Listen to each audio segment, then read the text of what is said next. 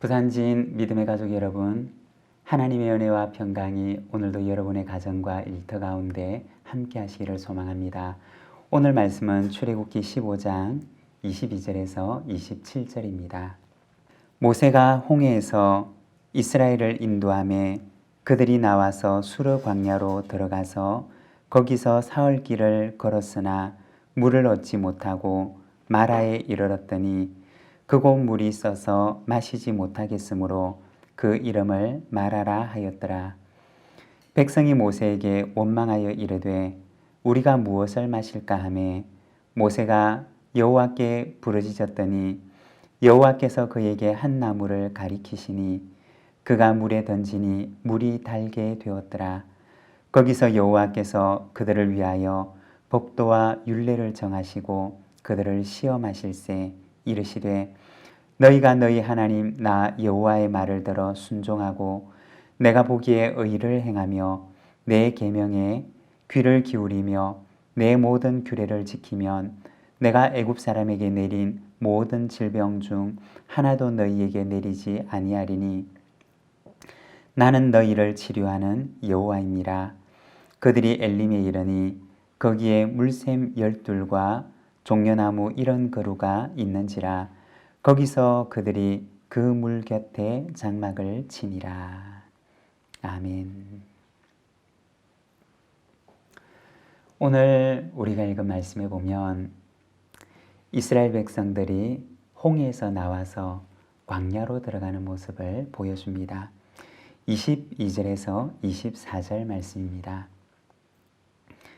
모세가 홍해에서 이스라엘을 인도하며 그들이 나와서 수르 광야로 들어가서 거기서 사흘 길을 걸었으나 물을 얻지 못하고 마라에 이르렀더니 그곳 물이 써서 마시지 못하겠으므로 그 이름을 마라라 하였더라.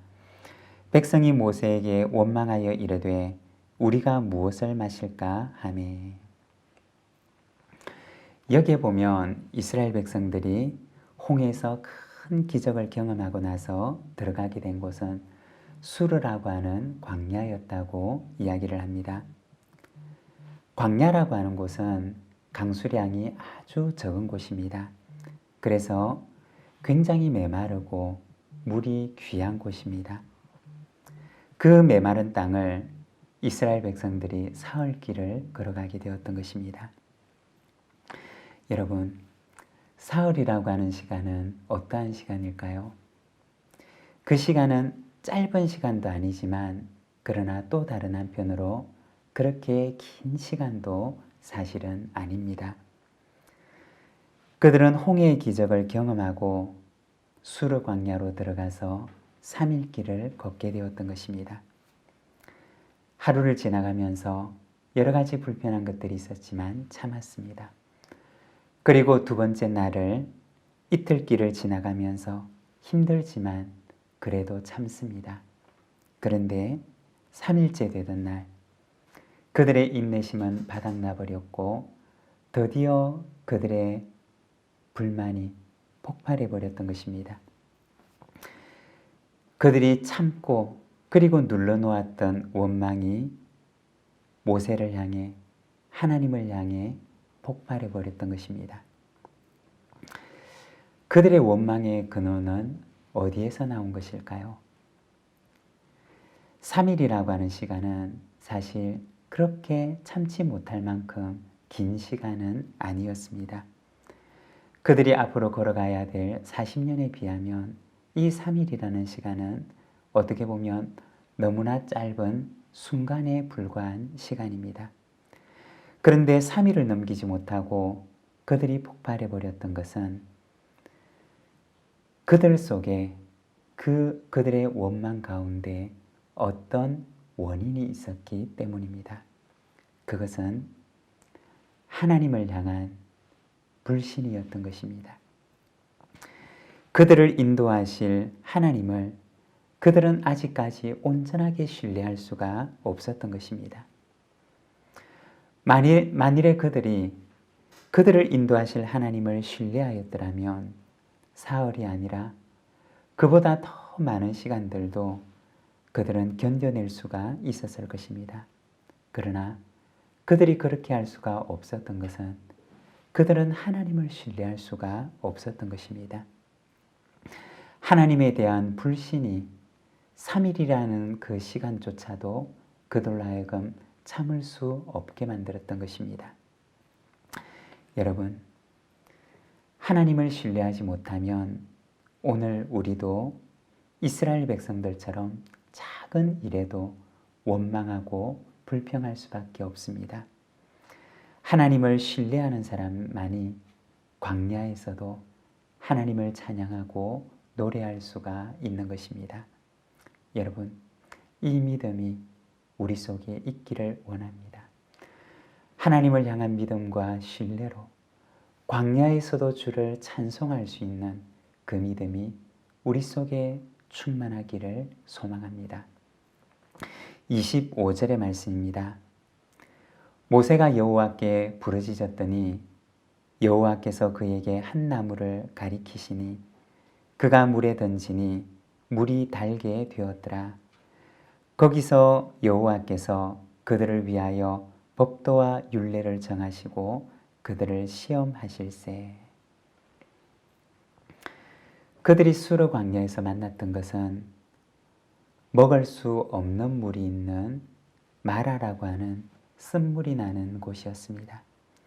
여기서 쓴물이라고 하는 것은 성경학자들이 추정하기로 아마도 소금기가 가득한 짠물을 의미하는 것일 것이다 라고 얘기를 합니다. 하나님께서 한 나무를 가리키시고 그리고 그 나무를 쓴물 속에 넣을 때 그 물이 달게 되는 역사가 일어나게 됩니다. 이것이 마라의 쓴물에서 일어났던 사건이었습니다.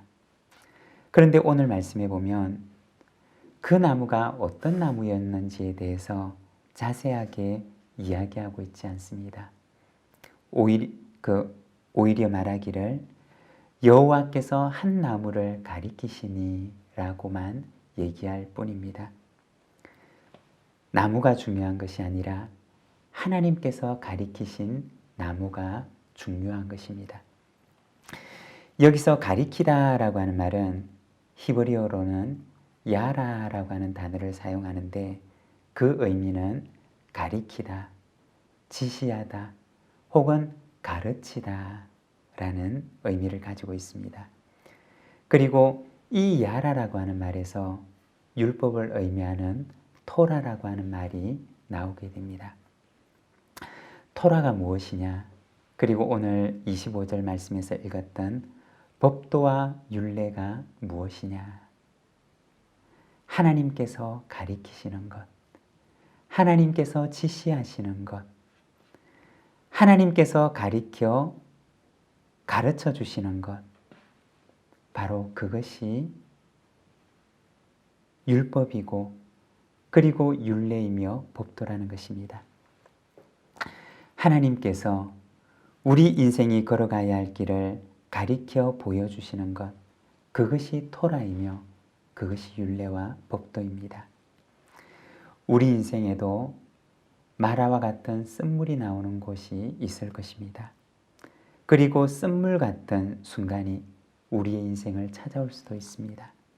그렇지만 바로 그 순간 쓴물을 바라보며 원망하고 주저앉는 것이 아니라 하나님께서 가리키시는 방향을 바라보고 그곳을 향해 나아갈 때 하나님께서 그 쓴물이 달게 하시는 그러한 역사를 우리에게 허락해 주실 것입니다.